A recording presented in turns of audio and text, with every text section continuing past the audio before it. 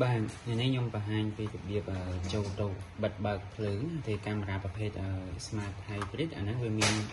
មុខងារអាចបិទបើកភ្លើងបានមុខងារវាមាន3មាន IO មាន smart និង wireless តែយើងដាក់មុខងារ wireless គឺយកឡើងដល់បាញ់ភ្លើងអូតូភ្លើងវាភ្លឺជាប់រហូតតែបើដាក់ smart ពេលមានមួយដែរកាត់ដល់បាញ់ភ្លើងតែបើយើងចង់ឲ្យបាញ់ភ្លើងសោះគឺយើងដាក់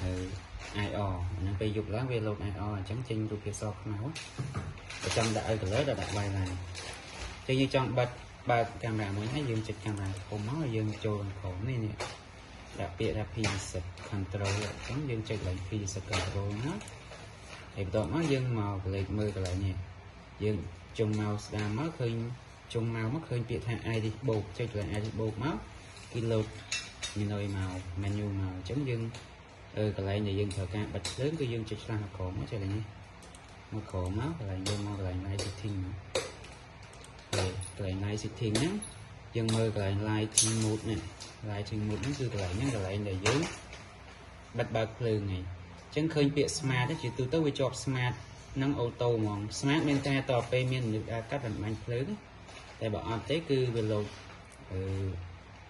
ត្រឡប់វិញហើយអញ្ចឹងគេថាយើងចង់ដាក់ឲ្យ color បាញ់ភ្លើងរហូតគឺយើងចុចឆ្លាស់មក wireless នេះមកឲ្យតែយកឡើងគឺបាញ់ភ្លើងអូតូរហូតហ្មងបាញ់ភ្លើងរហូតតែបើយើងអត់ចង់ទេឲ្យពេលមានមនុស្សដើរកាត់បំបញ្ញភ្លើងយើងដាក់ smart នេះមកនេះតែបើថាយើងអត់ចង់ឲ្យបាញ់ភ្លើងសោះមនុស្សដើរកាត់អត់បាញ់ភ្លើងដែរគឺយើងដាក់ IO ចេះយើងយកពាក្យកន្លែងហ្នឹង IO មកអញ្ចឹងយើងយក IO ហើយយើងចុចមក save ក្រោមនេះ